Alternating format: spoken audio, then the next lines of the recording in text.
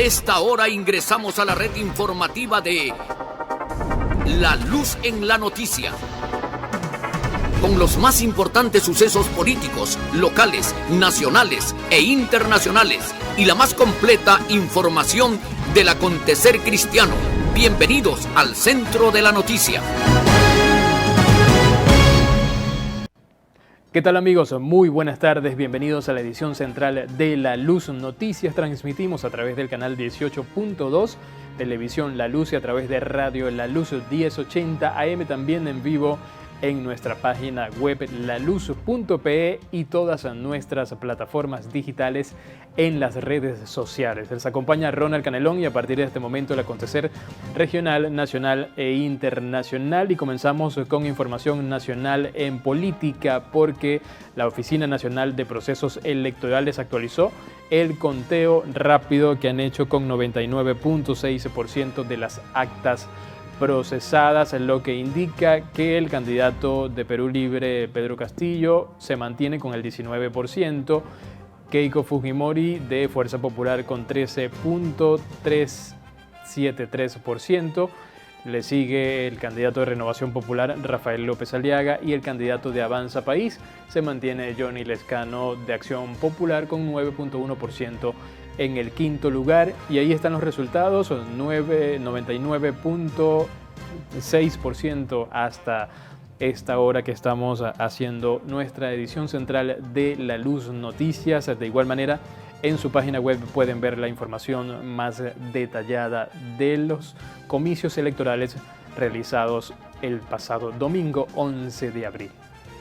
Y cambiando de información, el gobierno interino del presidente Francisco Sagasti ha publicado el padrón de vacunación para la COVID-19, en donde se presentan las primeras fechas de inoculación para los adultos mayores. Allí en vivo pueden ver esta página web que es consultas.pongoelombro.gov.be. Ello es parte de la nueva estrategia basada en el Registro Nacional de Identificación y Estado Civil, que abandona el plan de nóminas por institución. Allí aparecen, deben colocar su número de DNI y chequear, consultar si aparecen sus padres o sus abuelos en este padrón electoral y qué fecha y qué centro de vacunación le corresponde. Así que ya lo saben, la información está en la dirección web consultas.pongoelombro.gov.pe.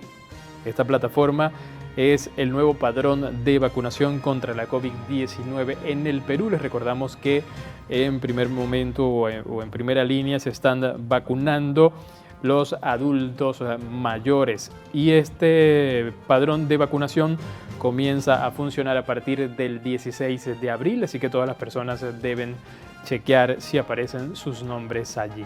Bien, vamos a ver entonces las declaraciones del presidente Francisco Sagasti en horas de la mañana, cuando anunció el nuevo plan de vacunación contra la COVID-19. El Ministerio de Salud publicó el padrón para la vacunación contra el COVID-19. La plataforma se llama Pongo el Hombro, en donde estará programada la primera fecha de vacunación para los adultos mayores. La lista forma parte de la nueva estrategia basada en el Registro Nacional de Identificación y Estado Civil, RENIEC. El proceso de vacunación se realizará este 16 de abril a todos los peruanos y residentes extranjeros. El presidente de la República, Francisco Sagasti, anuncia que se ha logrado que se adelante a 2 millones de vacunas de Pfizer en el mes de mayo, y además del contrato de 20 millones que se tiene con la empresa. Estimadas y estimados compatriotas, este es un día que hemos estado esperando, un día especial, porque luego de un proceso inicial de vacunación, ahora lanzamos un proceso masivo de vacunación durante las próximas semanas, que iremos aumentando progresivamente el número de vacunados hasta llegar a un nivel en el cual podamos terminar de vacunar a todos los adultos mayores, a todos, antes de que termine el gobierno de transición y emergencia. Pasaremos de 1.800.000 dosis de Pfizer en el mes de mayo a 2.800.000. Hemos logrado que se adelante la entrega de 500.000 y hemos comprado 500.000 adicional al contrato por 20 millones que teníamos con Pfizer. Actualmente, en la estrategia de vacunación, los adultos mayores continúan siendo la población de mayor vulnerabilidad, por ende serán los primeros en ser inoculados. Posteriormente, la prioridad descenderá entre los grupos etarios. Tras haberse iniciado el proceso de vacunación en estos 2 meses, se han vacunado 664.703 personas, en lo que constituye apenas el 2,77% del total del grupo que se pretende inmunizar contra el coronavirus, informó Jorge Condori para La Luz Noticias. Y hablando de política, el candidato por el Partido Perú Libre, Pedro Castillo, se reunió el día de ayer en Cajamarca, en su región, con los ronderos, y allí habló acerca de su plan de gobierno y del inicio de la segunda campaña electoral de cara a la segunda vuelta que se va a realizar el domingo 6 de junio. Además, hizo una convocatoria a los empresarios del país para sentarse y establecer una reunión. Veamos. Tras confirmar su pase a la segunda vuelta electoral, el candidato presidencial Pedro Castillo brindó una conferencia de prensa para anunciar sus propuestas, responder ataques y comentar su estrategia de campaña. Desde la localidad de Xungur, en la provincia cajamarquina de Chota, indicó que realizará una segunda reforma agraria. Vamos a impulsar la segunda reforma agraria, presupuesto para los agricultores. De igual manera, vamos a impulsar para que se bajen los costos a los congresistas y a los ministros para mitad. Para llevar a cabo dicha iniciativa, aseguró que se reunirá con distintas organizaciones regionales. Las organizaciones en el sur, los frentes de defensa de algunas regiones, tenemos ya todo agendado con la finalidad de estructurar este trabajo a nivel nacional. ¿Ya se ofició a los movimientos o partidos políticos? Ya está listo el oficio. El día de mañana debe estar circulando formalmente. Esperemos de que lo tomen de buena manera. En otro momento, el candidato presidencial de Perú Libre descartó suscribir una hoja de rutas para moderar sus propuestas. Por supuesto que la descartamos, porque una cosa es hablar ante el pueblo y se tiene que gobernar con el pueblo antes de cambiar de lenguaje. El lenguaje está estructurado en función a las grandes necesidades del país. Además, Pedro Castillo también se refirió a las personas que lo vinculan con Sendero, el Movadef y el terrorismo. Lo primero que te dicen en una lucha, eres terrorista. Terrorista es el hambre, terrorista es la miseria, la desigualdad, la injusticia. Nosotros somos ronderos y no terroristas.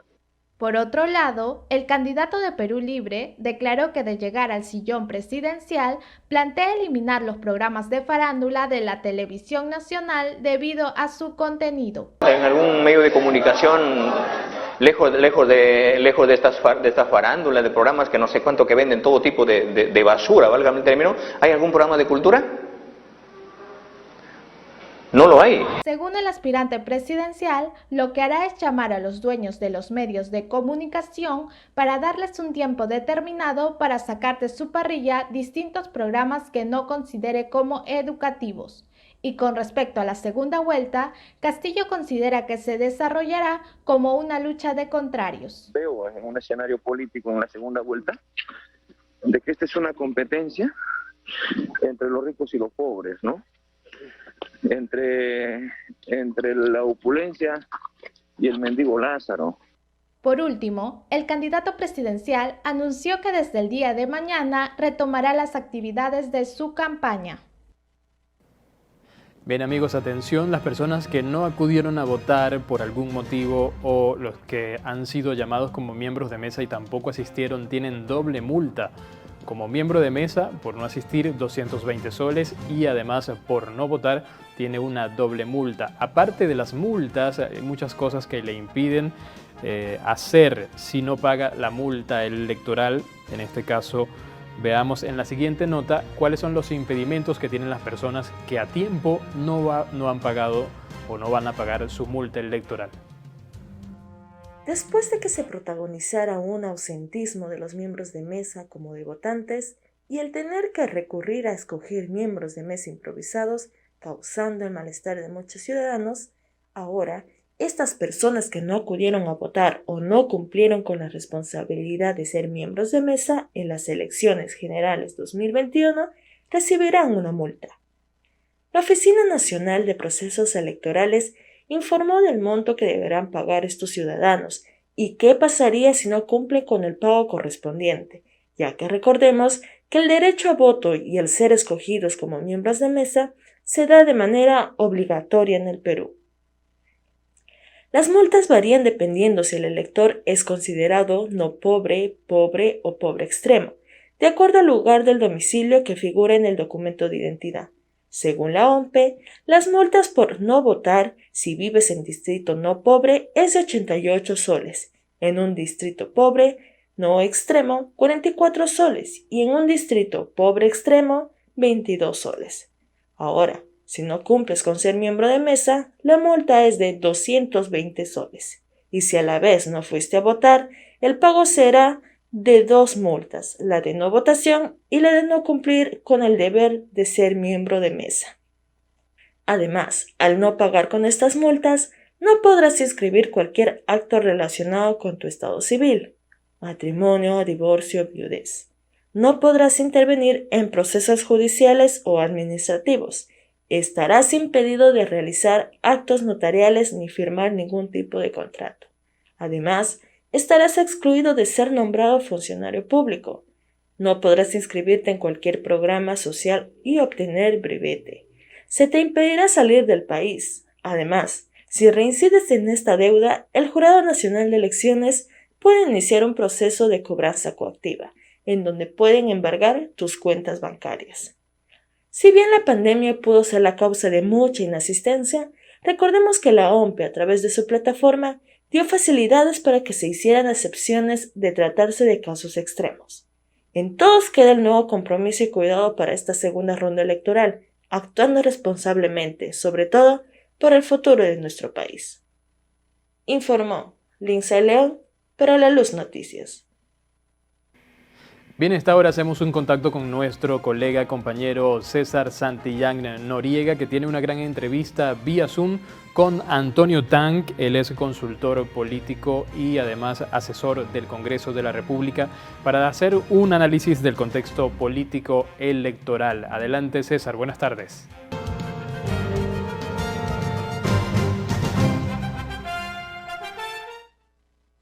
¿Cómo están, Ronald? ¿Cómo están, amigos de La Luz Noticias? Muy buenas noches para todos. Bien, el día de hoy vamos a empezar con esta entrevista. Tenemos como invitado a Antonio Tang. Él es analista político, egresado de la carrera de Educación de Lengua y Literatura de la Universidad Federico Villarreal. Con él vamos a hablar sobre lo que han sido los resultados de estas elecciones. Antonio, ¿cómo estás? Buenas tardes. Gracias, César, por la invitación. Mucho gusto. Buenas tardes. Antonio, quisiera empezar esta entrevista preguntándote si tú consideras que hay un ganador en los comicios que se celebraron este último domingo. Mira, parece trivial la pregunta, pero en realidad es muy importante, toda vez que no hay un ganador. Definitivamente, cuando estamos hablando de un porcentaje de votación tan poco representativo a nivel de sociedad civil, definitivamente no podríamos estar hablando de un ganador. ¿A qué me refiero específicamente cuando digo sociedad civil? A ver, si nosotros sumamos a los dos primeros candidatos que han obtenido la mayor cantidad de votos, no tenemos ni siquiera el 50% de la votación. Entonces lo que ha habido aquí es un gran ausentismo y esto nos termina pues golpeando en la cara como democracia. Lo que tenemos hoy en día es una democracia representativa nada más. Entre los dos candidatos suman aproximadamente un 32% de los votos y eso en realidad no es ni siquiera un tercio de la población. Entonces aquí, ¿cuáles son los cambios que deberían hacer los candidatos de cara a la segunda vuelta? Mira, en el caso específicamente de estas dos propuestas, que además son propuestas bastante antagónicas, ¿no? Por un lado, la izquierda radical, a través del profesor Castillo, y por otro lado el fujimorismo, que en estas ocasiones pues se empieza a fortalecer no solamente con el keikismo, sino también con el fujimorismo de Alberto, con el albertismo. Entonces tenemos estas dos facciones muy fuertes que, como tú dices, no concentran más allá del 30%. lo que tienen que hacer es convocar al otro 70%, que es muy probable no tenía pensado votar por ellos y que aún hoy no lo tienen como opción. Los candidatos que han pasado esa segunda vuelta no solo han obtenido la más alta votación en las últimas elecciones, bueno, más alta votación entre los 18 contendores, sino que son también los que tienen un antivoto altísimo. El antivoto del fujimorismo es histórico. Es ese antivoto el que no le ha permitido a Keiko Fujimori llegar a Palacio de Gobierno, porque esta es su segunda vuelta. Y por otro lado tenemos a Pedro Castillo, que tiene el antivoto de la izquierda radical. Entonces, ¿de qué manera crees tú que tienen que trabajar ellos? Empecemos por Keiko Fujimori. ¿Qué tendría que hacer Keiko Fujimori para contrarrestar este antivoto? Mira, aquí nosotros tenemos necesariamente que ver cuál es la lectura del capítulo económico de cada una de las propuestas. Mientras que por un lado se pondera la Constitución del 93, casualmente implantada por el padre Keiko Fujimori, no solamente es candidata ahora, sino que fue primera dama de un gobierno que impulsó, bueno, en ese momento no era la primera dama, pero de todas maneras formaba parte del gobierno de su padre, impulsó una constitución. Entonces, el objetivo de Keiko es defender esa constitución, mientras que el objetivo del profesor Castillo es reformar la constitución o en todo caso cambiar la constitución. Yo creo que ahí tenemos dos propuestas bien diferentes. A diferencia de otras contiendas, de otras segundas vueltas, lo que se peleaba un poco era la persona, ¿no? Quien se peleaba un poco era el candidato presidencial, pero ahora no, es la propuesta de país que tiene cada uno de ellos. En el caso de Keiko Fujimori, lo que tiene que hacer es apelar al albertismo, apelar al ala dura del fujimorismo de antaño y tratar de convencer a quienes no la quieren de que ella ya no es más la Keiko que cometió los errores de antes. ¿Por qué? Porque Keiko Fujimori no solamente ha tenido los errores de su padre, sino sus propios errores. Entonces ella tiene que reivindicar su nombre a través de una nueva propuesta. La pregunta es, ¿la gente le va a creer? Y la segunda pregunta es, ¿tendrá el tiempo para hacerlo? Vamos a hablar ahora de Pedro Castillo. Él es un personaje que se presenta como un izquierdista radical.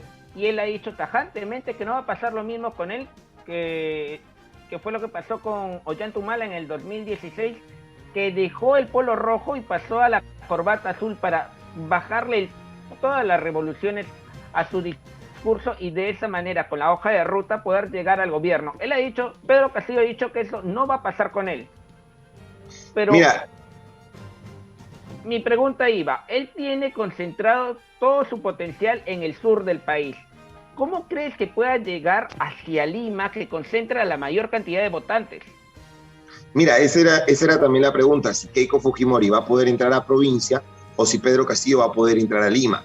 Yo creo que en el caso del profesor Castillo, lo que él tiene que hacer es convencer de una u otra manera que por más que sus propuestas son un poco radicales, no van a terminar de migrar hacia lo que nosotros hemos visto en Venezuela, ¿no es cierto? Entonces, yo creo que la gente el peruano de a pie tiene un gran temor con lo que le ha pasado a los países de la región, como Venezuela específicamente, y yo creo que ese es el trabajo del profesor Castillo, hacerle ver a la población que su propuesta está orientada a la reivindicación del peruano, del Perú profundo, más no a un esquema socialista netamente de una izquierda radical que a estas alturas ya no funciona, ¿no? Lo que el profesor Castillo propone en su plan de gobierno está muy asociado a la Rusia anterior a Lenin, ¿no? Una Rusia a una Rusia semi-esclavista. Yo creo que no es una Rusia, el Perú no es una Rusia de esos tiempos, así que él, si bien no tiene que cambiar de discurso, al menos tiene que de pronto hacerlo más didáctico, para que las personas puedan entenderlo tanto y en cuanto él quiera ganar las elecciones, ¿no? ¿Crees que él logre tener algún tipo de concertación con la empresa privada?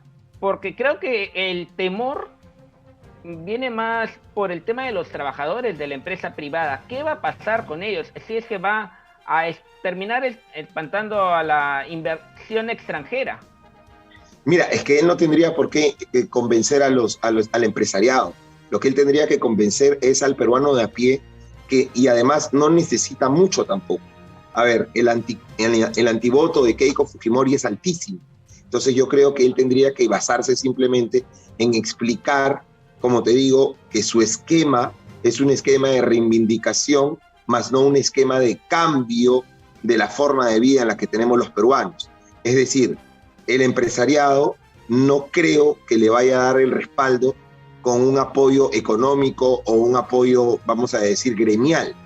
Lo que él tiene que hacer es explicarle a los trabajadores que son sus derechos por los cuales se va a trabajar.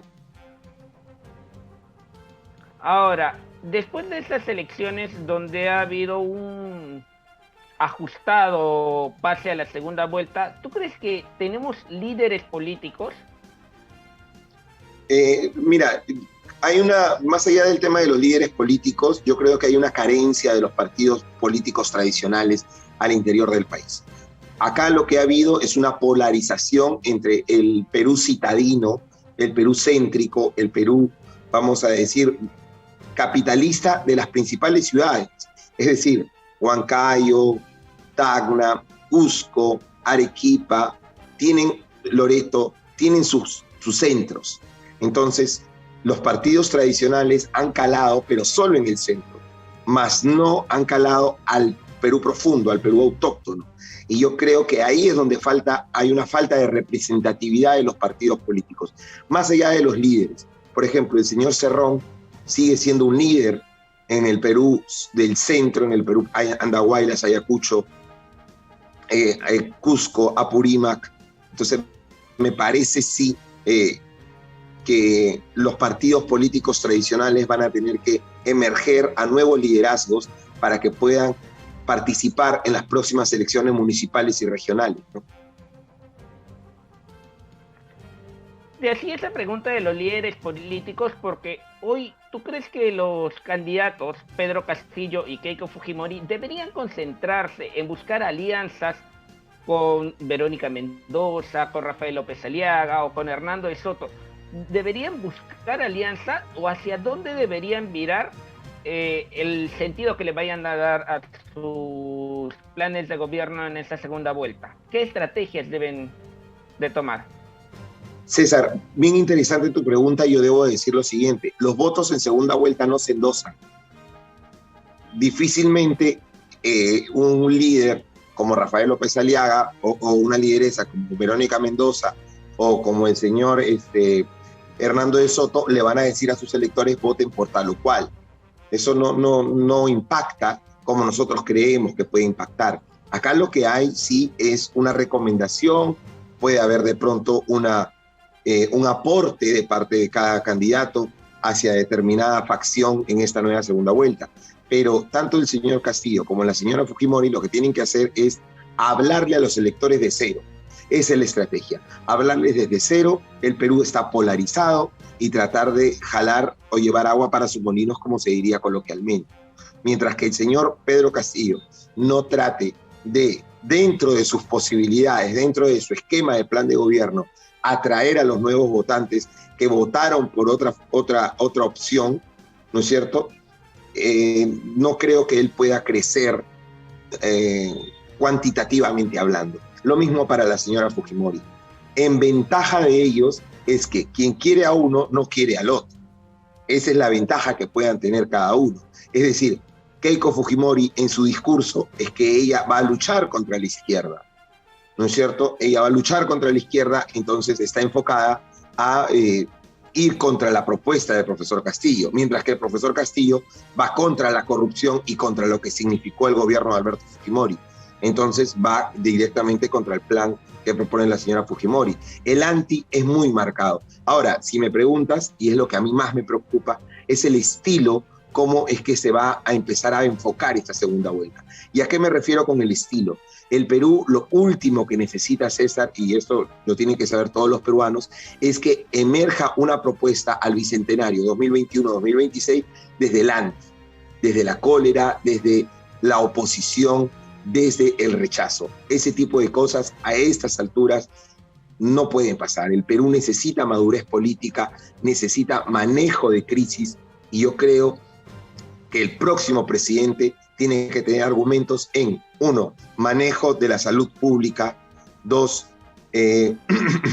macroeconomía, 3, geopolítica, 4, y geopolítica al hablar sobre las compras de las vacunas, la masificación de las vacunas, y tenemos que hablar sobre el regreso a clases programático, seguro y confiable. Yo creo que esos son los puntos Acabas de tocar... que hay que enfocar, ¿no? Acabas de tocar un punto importante, porque acá se está centrando la discusión en la Constitución del 93, si debe ser cambiada o no, olvidándose que estamos en un tiempo de pandemia. Yo creo que también va a pasar por ahí de qué manera pueden plantear lo que va a ser el tema de la vacunación, porque si no hay vacunación, si no hay reactivación económica, el país nunca va a emerger, nunca se va a recuperar. Por ese lado tiene que ir la discusión, César, de todas maneras. Yo creo que flaco favor le hacemos a la democracia peruana, a la representatividad del voto de cara al Bicentenario, anteponiendo el antes. Por ahí decían, por ahí veo algunas reacciones en las redes sociales como, esta mano nunca votará por Keiko Fujimori, ¿no? Lo cual se respeta, se pondera, pero creo que no es el estilo de votación que nosotros merecemos. Ahora mismo lo que tenemos que enfocarnos es a ver cuál de los dos tiene una mejor proyección del manejo pandémico de cara a los primeros 6 meses de su gobierno. Eso yo creo que tiene que ser fundamental y contundente para poder elegir el voto. Ahora, en redes sociales, ya que tocas el tema, se está hablando mucho de incentivar el voto nulo o viciado, porque con 2/3 de los votos nulos o viciados se invalida una elección. ¿Tú crees que esto pueda llegar a ser posible teniendo en cuenta que ellos han sacado el 31% de votos válidos, pero con un 27% de ausentismo en las urnas? Mira, acá la pregunta se responde de la siguiente manera. Las personas que fueron a votar, tanto por Keiko Fujimori como por el profesor Castillo, en ambos casos son votos con convicción. Es decir, la gente que fue a votar por Keiko Fujimori no ha ido a dudarlo. Y la gente que fue a votar por Pedro Castillo tampoco ha ido a dudar. Son gente que ha ido a votar con la convicción de elegirlos. A diferencia de aquellos, digamos, en las zonas céntricas del Perú, que no han ido a votar o que han viciado su voto. O sea, ellos pues no tienen ningún tipo de convicción. Acá lo que tenemos que enfocarnos es cuál de las opciones que tenemos, de ambas opciones, cuál va a ser la que va a presentar una mayor convicción. Basta que el profesor Castillo, de lo que ha sacado, le sume un porcentaje de, digamos, de peruanos que puedan confiar en él para que ello quede sin efecto, la propuesta que acabas de plantear. Es muy difícil que casi el 70%, más del 65% de los peruanos vayan con la intención de viciar su voto, ¿no? Eso es muy complicado. Y si en el caso eso pasara, bueno, es la representación que tenemos, ¿no? Esta es la democracia representativa a la que yo me refería.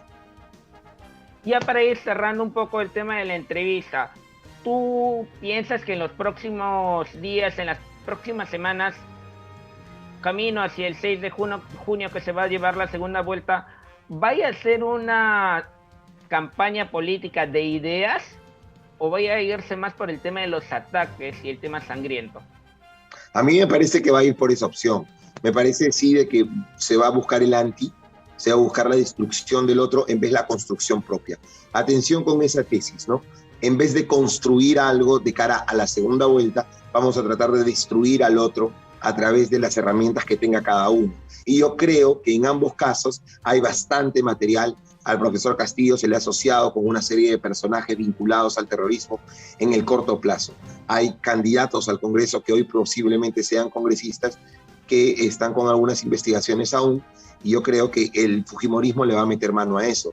Lo mismo va a pasarle a Keiko Fujimori. Keiko Fujimori tiene por demás material en su contra para poder golpearla y debilitarla.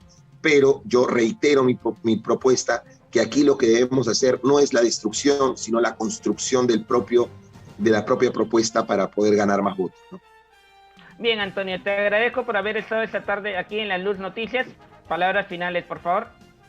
No, te agradezco, César, por la invitación, y bueno, hacerle una invitación a los peruanos para el civismo, porque recuerden que la política va a existir siempre. Como yo converso con algunos compañeros, con algunos amigos, yo reto a cualquier peruano a que me diga qué está por fuera de la política. Nada está por fuera de la política. Todo, absolutamente todo depende de la política. La calidad de la ropa, el precio de las menestras, la calidad del aire, el sentido de las pistas. Todo tiene que ver con la política, y lo peor que nos puede pasar es desentendernos de ella. Muchas gracias, Antonio, por tu participación esta noche en La Luz Noticias. Y amigos, muchas gracias a ustedes por habernos sintonizado. Ustedes recuerden que tienen una nueva cita el día de mañana con La Luz Noticias, con la conducción de Ronald Canelón. Chau, chau.